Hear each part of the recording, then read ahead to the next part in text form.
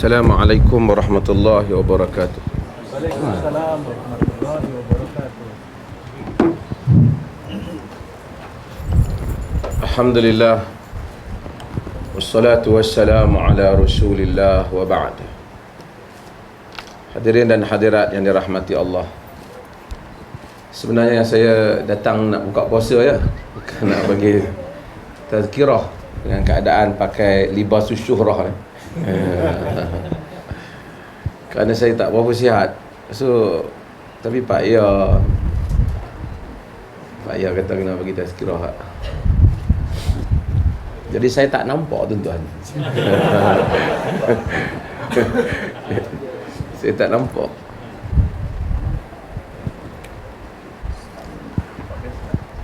Jadi kalau orang yang tengok video ni, dia akan heran pasal apa yang malam-malam dia pakai cermin mata hitam.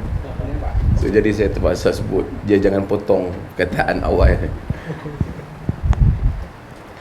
Hadirin dan hadirat yang dirahmati Allah, apabila imam baca suratul Isra tadi, kita dengar banyak perkara tentang infak, tentang membelanjakan harta pada jalan Allah Azza wa Jalla. Tapi saya suka mengajak hadirin dan hadirat sekalian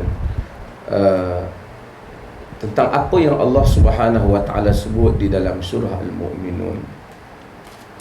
Allah cerita tentang sebahagian manusia yang membelanjakan harta pada jalan Allah, ataupun sebahagian manusia yang beramal.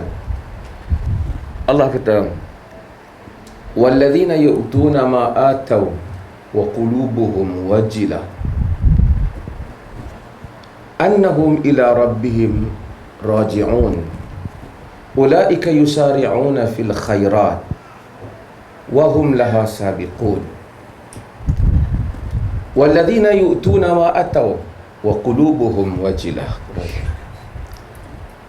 orang-orang yang memberikan pada jalan Allah apa yang mereka berikan, wa qulubuhum wajilah, dalam keadaan qulub, jantung hati mereka takut,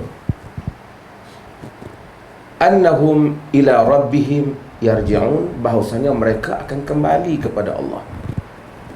Ulaika yusari'una fil khairat, Allah kata mereka itulah orang yang berlumba-lumba kepada kebaikan. Wahum laha sabiqun, dan mereka orang yang awal kepada kebaikan itu. Aisyah radhiyallahu anha, dalam riwayat Al-Imam Tabarani dan selain daripadanya meriwayatkan, bila baca ayat ini, Aisyah tanya Nabi, siapa yang belanjakan harta apa yang Allah berikan pada jalan Allah Subhanahu wa taala setelah dia belanjakan? Dia takut. Ahumul ladzina yashrabuna al-khamr wa yasraqun, adakah mereka itu orang-orang yang minum arak ataupun orang-orang yang mencuri? Nabi kata, la ya bint Siddiq, tidak wahai bint Siddiq, tidak wahai Aisyah. Nabi kata mereka itu humul ladzina yusalluna wa yasumuna wa yatasaddaqun wa yakhafuna an la tuqbala minhum ulaika yusari'una fil khairat wa hum laha sabiqun. Orang-orang yang kata Nabi SAW, mereka itu adalah orang-orang yang salat, puasa, belanja pada jalan Allah, tapi takut Tuhan tak terima amalan mereka. Mereka itulah orang-orang yang berlumba-lumba kepada kebaikan, dan mereka itulah orang yang akan berada sabiq, yang mendahului kebaikan. Hadirin dan hadirat yang dirahmati Allah, salah satu perkara yang ada di dalam hubungan hamba dengan Tuhan, Allah bentuk apabila hubungan itu dipupuk, disemai, dibelai, dibina, akan membentuk satu perasaan yang sangat halus, yang tidaklah dapat dipaham oleh kebanyakan orang, melainkan orang yang berhubung dengan Allah. Biasanya orang yang belanja pada jalan Allah, dia akan rasa, Masya Allah, aku dah belanja, ada pahala aku di akhirat. Tetapi orang-orang yang halus perasaannya, ketika dia membelanjakan pada jalan Allah Azza wa Jalla, dia takut tidak diterima. Kerana kehalusan hubungannya. Ini yang disebut oleh sebahagian ahli-ahli sufi. Mereka menyebut, dan ini perkataan yang baik juga di kalangan mereka, iaitu hasanatul abrar sayyiatul muqarrabin. Perkara yang dianggap baik di kalangan orang-orang yang baik masih buruk di sisi orang-orang yang dekat dengan Tuhan. Kerana kehalusan perasaan mereka. Sebab itu yang kita lihat, dan kita remind diri saya dan tuan-tuan juga. Sebab itu kita lihat apa yang dibuat oleh para Nabi alaihi wassalatu wassalam. Nabi Ibrahim alaihi salam, ketika Allah Subhanahu wa ta'ala memerintahkan dia buat bina Kaabah, dia dapat perintah. Dia kata pada Nabi Ismail bahawasanya Allah Subhanahu wa ta'ala amarani an abniya lahu baitan, untuk bina untuk Allah rumah. Idzan faf'al, kalau macam tu buat. Nabi Ismail kata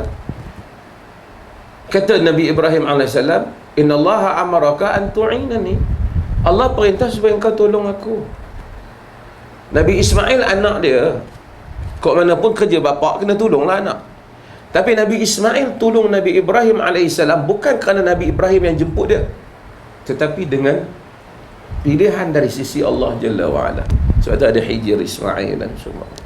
Tapi saya bukan nak cerita, tapi tak cerita Allah Subhanahu wa ta'ala, dan saya sebut ni pada banyak tempat. Allah Ta'ala cerita apa? Wa idh yarfa'u Ibrahimul qawa'ida minal baiti wa Ismail Rabbana taqabbal minna innaka antas sami'ul alim. Ketika Ibrahim dan Ismail diangkat binaan-binaan untuk buat Kaabah, apa mereka kata? Rabbana taqabbal minna, wahai Tuhan, terimalah amalan kami. Padahal kalau secara dry perasaan kita, Tuhan yang suruh, tak terima apa lagi? Dia yang suruh, dia yang pilih. Dia pilih Ibrahim, dia pilih Ismail. Tak ada orang yang lebih baik daripada mereka. Tapi tetap Ibrahim menyatakan, Rabbana taqabbal minna, wahai Tuhan kami, terimalah ibadat ini daripada kami. Kerana satu kehalusan perasaan yang dibina, yang ini kadang-kadang kita kena jaga. Kita pergi kuliah, kadang-kadang banyak argument, tapi hati kita dry. Hubungan kita tak bagus dengan Tuhan. Kita hanya tahu kita bangun tengah malam, kita tak mampu menangis di hadapan Allah Azza wa Jalla. Kita tak ada kehalusan perasaan antara kita dan Tuhan. Nabi Ibrahim alaihissalam demikian halus perasaannya. Kalau tidak dia minta, dengan kebaikan dia bina tu, bagi Allah beri kurniaan yang lain, dia minta. Tapi perkara yang pertama, Rabbana taqabbal minna, wahai Tuhan, terimalah benda ini daripada kami. Betapa halus perasaan. Demikian orang yang bersolat, kita bukan Nabi pun, sentiasa kita harap Rabbana taqabbal minna.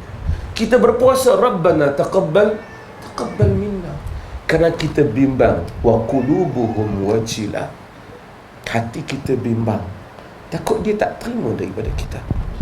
Disebabkan riak kita, sombong kita, disebabkan banyak unsur-unsur lain yang ada, yang hanya Allah Subhanahu wa ta'ala tahu antara kita dengannya. Kehalusan ini yang dibentuk oleh hubungan rohani antara seorang insan dengan Allah Azza wa Jalla, itu yang memberikan kekuatan kepada manusia untuk terus hidup sebagai mukmin, sebagai pejuang, kerana dia ada hubungan yang kuat antara dia dengan Tuhan. Dalam riwayat Al-Imam Tirmidzi, dan riwayatkan juga oleh Ibnu Majah dan selain, Nabi SAW satu hari ziarah seorang pemuda yang berada pada sakit. Nabi ziarah, sakit ni rahmat Allah. Saya ni pandai-pandai tazkirah kat orang, Allah bagi tazkirah sikit. Kadang-kadang bila mari Ramadan kita fikir azam kita tahun ni tak nak program, nak tumpu Ramadan, tapi macam tu lah. Pergi juga kawan-kawan ajak pergi juga. Kadang-kadang manusia ni sibuk sangat nak cerita kat orang, lupa nak cerita kat diri dia. Sibuk sangat nak tazkirah. Kadang-kadang ganggu ibadat kita nak tazkirah apa lagi. Fikir tazkirah apa. Lupa tazkirah pada diri sendiri, antara kita dan Tuhan. Sebenarnya tak apa bagus. Baguslah tazkirah tu kan, diri kita. Kadang-kadang benda ni macam jadi satu pekerjaan. Pergi Allah musta'an, Allah Tuhan ampun. So pergi Allahu Akbar sembahyang tarawih, dia fikir aku nak cakap apa lagi. Astagfirullah. Tu fikir lah, ni cakap dah. Akhirnya orang lain dapat tazkirah, kita tak dapat tazkirah. Kita tak diingatkan. Kita ingat orang dengar kita. Allah kesian kita, Allah bagi sakit. Nabi SAW pergi ziarah satu orang muda sakit. Nabi kata, "Mada tajid?"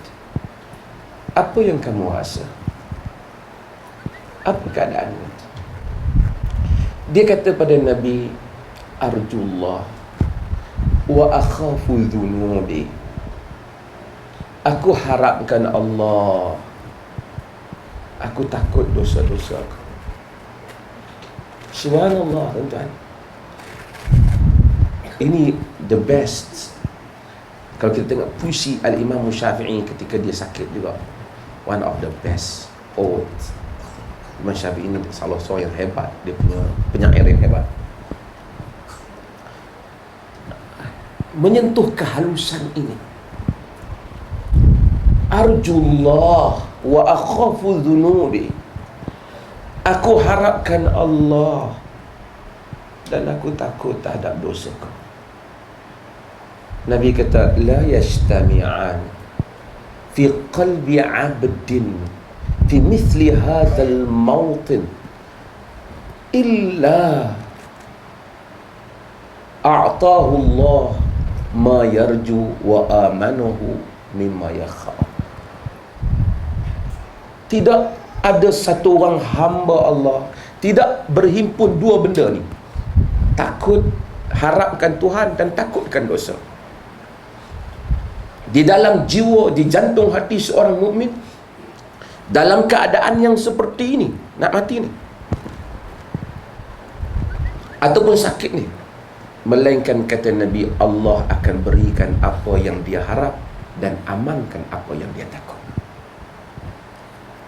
Kita pun harap apabila kita nak mati, semua yang ternama, yang tidak ternama, yang kaya, yang miskin, kita harap Tuhan himpunkan dua perkara dalam perasaan kita. Harap Allah dan takut dosa kita. Harap Allah dan takut dosa kita. Dosa antara insan dengan Allah, orang yang ceramah, orang apa, banyaklah dosa mereka. Macam saya kata, ikhlas tuan-tuan mungkin lebih banyak daripada ikhlas penceramah. Macam-macam manusia. Akhirnya manusia akan balik kepada Allah dengan kehalusan perasaan ini. Siyam, puasa, dia menghaluskan perasaan ini. Bila ruh itu dia naik, isyraqur ruh dia bilang. Dalam istilah sufi, pinjam-pinjamlah sufi ya. Isyraqur ruh, ruh itu apabila naik, sehingga insan akan rasa bagaimana kerdilnya dunia, dekatnya dia dengan Allah Subhanahu wa taala. Dengan itu kita akan lihat sebahagian salafus salih, ada benda yang agama tak wajibkan, tapi itu pilihan mereka untuk diri mereka, kerana kehalusan perasaan mereka. Ada orang-orang salih yang tak sanggup melihat langit Allah kerana gerun. Agama tak pernah kata tak boleh tengok langit, boleh tengok pun, tapi kegerunan dia. Dia juga tak pernah fatwa kat orang jangan tengok langit. Ada yang nak solat pucat. Imam Ahmad, slipper dia di kaki dia, dia kekalkan berbelas-belas tahun, dia tak tukar. Tidak salah pun dia tukar, dan dia tidak pernah fatwa orang lain tak boleh tukar. Imam Malik ada cerban yang mahal dan cantik. Tapi insan memilih perkara yang dia rasakan itu menghaluskan perasaan dia dengan Allah Azza wa Jalla. Pilihan-pilihan itu selagi mana dalam kerangka syariat, tidak dia bebankan pada orang lain, hati dia. Sebagian orang dipilih pakai baju putih je, it's okay. Nabi juga suka pakaian putih. Selagi mana dia tak kata pakai warna lain dosa, dia tak kata tak boleh. Dia untuk dia. Ada orang dia berwajibkan untuk diri dia salat malam. Tak wajib. Tapi untuk dia, dia beri full commitment. Kerana itu menghaluskan hubungan dia dengan Allah. Maka kita ni dalam hidup ni, ringkas, carilah sesuatu yang menjadikan hubungan kita kuat dengan Allah, supaya perasaan kita juga halus seperti perasaan para Nabi, yang sebahagian mereka malu dengan Allah. Yad'unana raghaban wa rahaba. Mereka itu berdoa kepada kami, para Nabi, dalam keadaan harap dan takut. Kita harap tapi tak ada takut. Sebab itu ada bab at-targhib wa tarhib, menggalakkan dan menakutkan.